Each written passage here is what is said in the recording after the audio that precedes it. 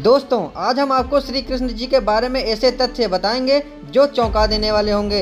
हाँ दोस्तों, भगवान श्री कृष्ण जी की किन लीलाओं के कारण लोग उन्हें परमात्मा मानने लगे और पुरुषोत्तम जानकर उनकी भक्ति करने लगे। क्या सच में श्री कृष्ण जी पूर्ण परमात्मा हैं व उनकी भक्ति करने से ही मोक्ष होगा? चलिए जानते हैं, देखिए ये पूरी वीडियो। गोवर्धन श्री कृष्ण धारो और द्रोणोगिरी हनुमंत, शेष नाग सब सृष्टि उठारा, इनमें कौन भगवंते। अपने आत्माओं हम सुना करते थे श्री कृष्ण जी ने पर्वत उठा लिया था, गिरिराज यानी गोवर्धन पर्वत को उठा लिया था हाथ पर, उंगली पर ऐसे। पहले तो ये विचार करो, उन्होंने वो पर्वत उठाया किस उद्देश्य से था? उन्होंने इस उद्देश्य से उठाया था कि वहां इन देवताओं की पूजा होया करती और इंद्र स्वर्ग का राजा है, भगवान की पूजा छोड़कर इंद्र की पूजा चलती थी। श्री कृष्ण जी ने कहा, भाई इंद्र की पूजा छोड़ दो या दो, उस भगवान की पूजा करो। इंद्र की कढ़ाई जो होती थी पूजा, वह बंद कर दी।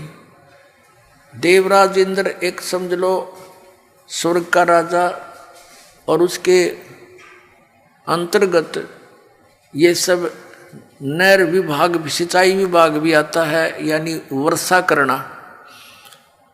तो क्या हुआ, जब इंद्र की पूजा बंद होगी देवताओं की, इंद्र ने सोचा इनको सबक सिखाता हूँ।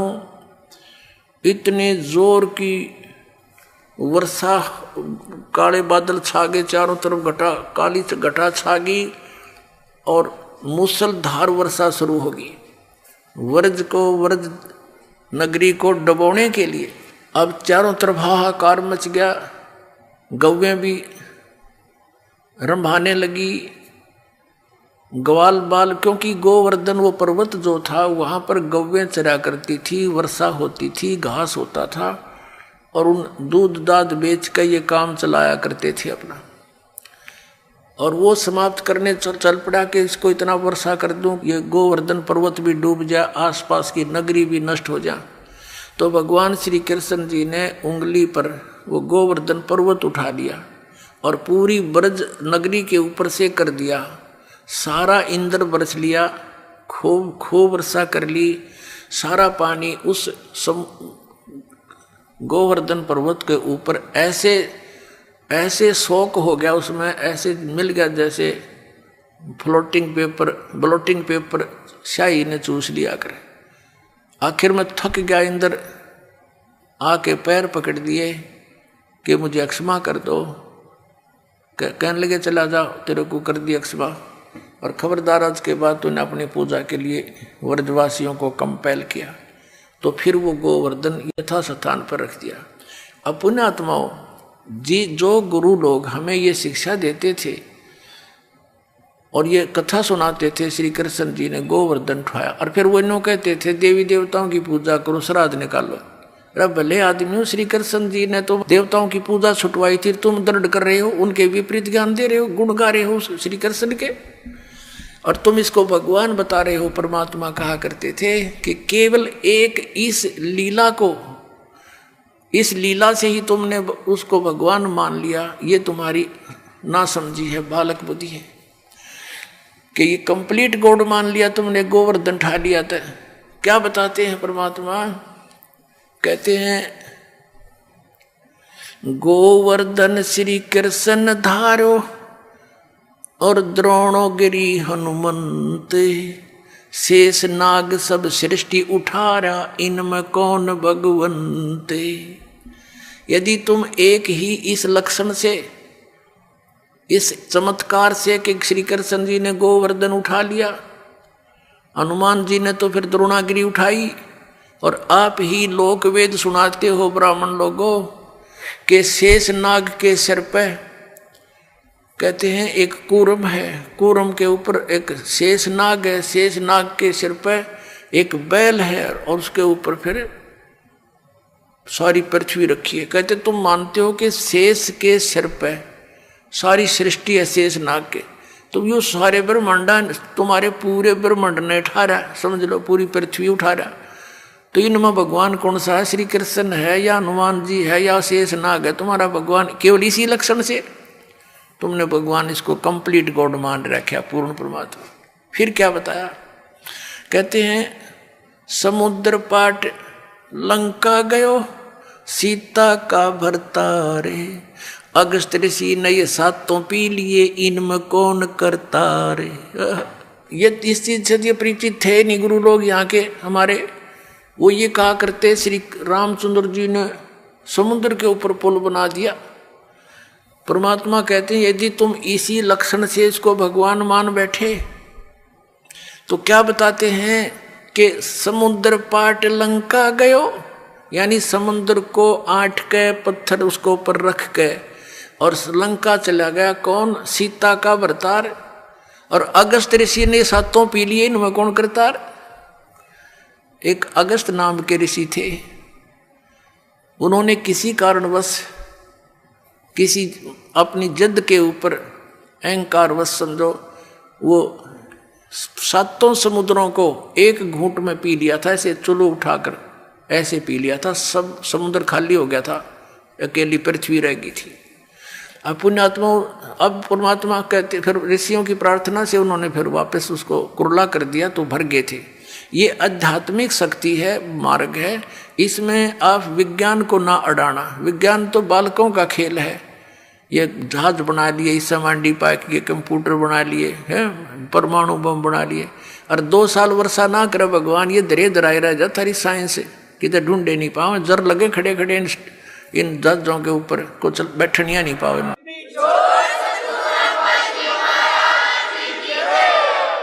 तो परमात्मा कहते हैं फिर इनमें भगवान कौन? भाई अगस्त ऋषि ने तो सातों समुद्र पी लिए थे, तुम एक पत्थर धर के पार हो गया तुम्हारा श्री राम, तुम उसने भगवान मान बैठे। लेकिन तुमने पता नहीं वो पत्थर भी कैसे तरे थे, उसको तो मानने को तैयार ही नहीं। पर परमात्मा ने ये तरीका अपनाया हमारे अज्ञान को हटाने के लिए। श्री रामायण के अंदर एक कथा आती है कि जिस समय श्री रामचंद्र और पूरी सेना एक नाग फांस में आ गई थी, एक सिद्धि से लड़ाई होती थी, तो एक ऋषि ने उसने एक नाग फांस यंत्र होता, वो था हथियार, तो उसके अंदर एक सिद्धि होती है, वो अनेकों नाग बन जाते हैं, उसमें से निरे सांप निकलाए। और उन्होंने सारी सेना को जो लड़ने को तैयार हो रही थी ज्यों की त्यों लपेटे ला कर बांध दी, जैसे रस्से तो बांध दिया करे।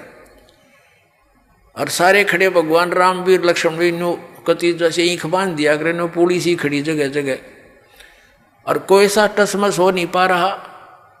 अब 2 मिनट पाछा उसकी गर्दन काट देते सारे, सबको खड़े खड़े आओ तो विवश हो चुके थे। कहते हैं जब श्री राम ने याद किया गरुड़ को, गरुड़ आया, पक्षी है एक, उसने उन नागों को काटा, मार दिया, और तब वो श्री रामचंद्र जी बंधन मुक्त हुए। अब परमात्मा हमें समझाया करते थे, कबीर भगवान कहते हैं, परमात्मा कहा करते थे कि काटे बंधन विपत में, भाई कठिन कियो संग्राम में, चिन्हो रे नर प्राणिया ये गरुड़ बड़ो अक तुमरो राम।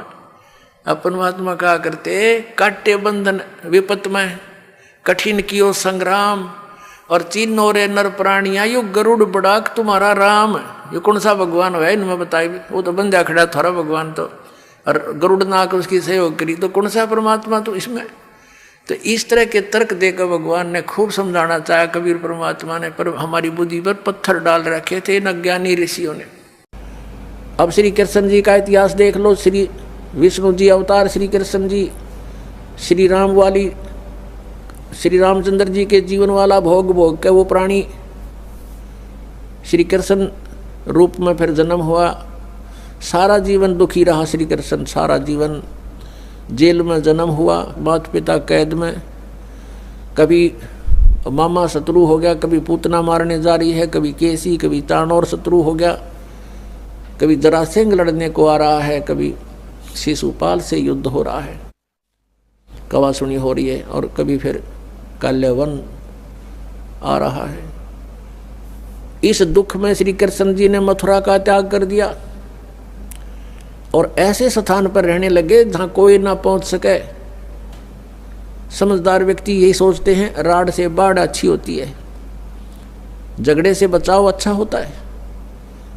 श्री कृष्ण जी उन सबको भी मार सकते थे, क्योंकि वो त्रिलोक के में एक विभागीय मंत्री है, एक विशेष शक्ति होती है प्राणी में, वो उनके अंदर शक्ति थी।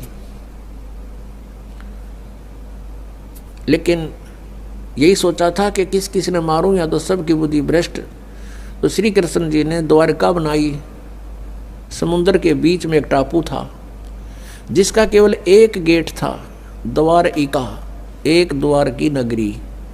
और ये सोच करके वहाँ यदि इतनी दूर पहले तो कोई आवेगा नहीं, ऐसे स्थान पर जा रहे हम, और वहाँ कोई आ भी गया युद्ध करने तो हम एक ही तरफ से उसका सामना कर सकते हैं, इसलिए एक गेट था उसका, और बाकी 3 समुद्र था 3 तरफ। तो वहाँ श्री कृष्ण जी चले गए, अपना अधिकतर सारा ही जीवन वहाँ व्यतीत किया। यहाँ तो ज़्यादा से ज़्यादा 18 साल के 20 वर्ष के तक यहाँ रहे थे द्वारका में, और बाकी फिर लगभग 200 वर्ष तक जिए थे श्री कृष्ण जी, और बाकी का समय द्वारका में व्यतीत किया था उन्होंने। तो अब ये जो लोग अनजान संत ऋषि, ये गुरु नकली हमें भ्रमित करते हैं कि द्वारका का उस गोवर्धन का की परिक्रमा करनी चाहिए और वृंदावन अवश्य जाना चाहिए, मथुरा में अवश्य जाना चाहिए, वहाँ हमारे भगवान ने लीला की है, उनके चरण कमल टिके हैं, वहाँ घूमा करते थे, स्नान किया करते थे। अरे श्री कृष्ण जी यहाँ तक 20 वर्ष रहे थे मथुरा में, बाकी 180 साल तो वहाँ रहे हैं द्वारका में, और वहाँ का नामो निशान मिट गया उस द्वारका को। इसलिए वहाँ खत्म की द्वारका, समुद्र में डूब गई श्री कृष्ण जी की मृत्यु के बाद, और यादों का विनाश हो गया था, आपस में लड़के मर गए थे, और जो बाकी शेष औरतें बची थी उनको अर्जुन ले आया था, सब खाली हो गई थी द्वारका। उसके बाद वो समुद्र ने डबो दी थी, अंदर चली गई। कारण यही था कि भगवान ने सोचा कि यहाँ आएंगे फिर ये धक्के खान द्वारका में इतनी दूर, इसलिए उसका नामो निशान मिटवा दिया था। अगर आज द्वारका होती तो ये नकली कहते द्वारका में भगवान रहे थे, वहाँ जाया करो, वहाँ बहुत पुण्य होता है। उस द्वारका में तो सत्यानाश होया था, सारे यादों कटका मर गए थे वहाँ पर। आज भी जाते हैं वहाँ बहुत से श्रद्धालु। तो कहने का भाव यह है कि जब तक आत्मज्ञान बिना नर भटके, इस तत्व ज्ञान बिना नर भटके, कदे मथुरा कदे काशी। फिर श्री कृष्ण जी का फिर कैसे अंत हुआ? श्री कृष्ण जी के सामने पूरा यादव कुल आपस में लड़का मर गया, पोते पड़पोते रिश्तेदार सब आपस में कट कर मर गए। और वो सारा सांग देख कर, वो सारा अनरस देख कर जब श्री कृष्ण जी की मृत्यु हुई, एक परिवार के सामने एक आधे की मृत्यु हो जाती है, उसका कलेजा फट जाता है, रो रो कर पागल हो जाता है इंसान। तो पुण्यात्माओं, आज तक हमें सत्यनारायण कथा नहीं मिली थी, और ये सत्य कथा है। सत्यनारायण का अर्थ है सच्चा भगवान, और सच्चे भगवान की सच्ची कहानी, सच्ची कथाएं। तो प्रसंग चल रहा है कि परमात्मा ने बताया कि तुम जब तक जन्म और मृत्यु के अंदर हो, सुख नहीं हो सकता, शांति नहीं हो सकती। अब इंद्र सोचता है ब्रह्मा विष्णु महेश सुखी होंगे। अब इन ब्रह्मा विष्णु महेश की आप देख रहे हो, श्री राम की, श्री विष्णु जी की, श्री कृष्ण जी की कैसे दुर्गति हुई। तो दोस्तों, अधिक जानकारी के लिए आप संत रामपाल जी महाराज YouTube चैनल पर जाएं। धन्यवाद।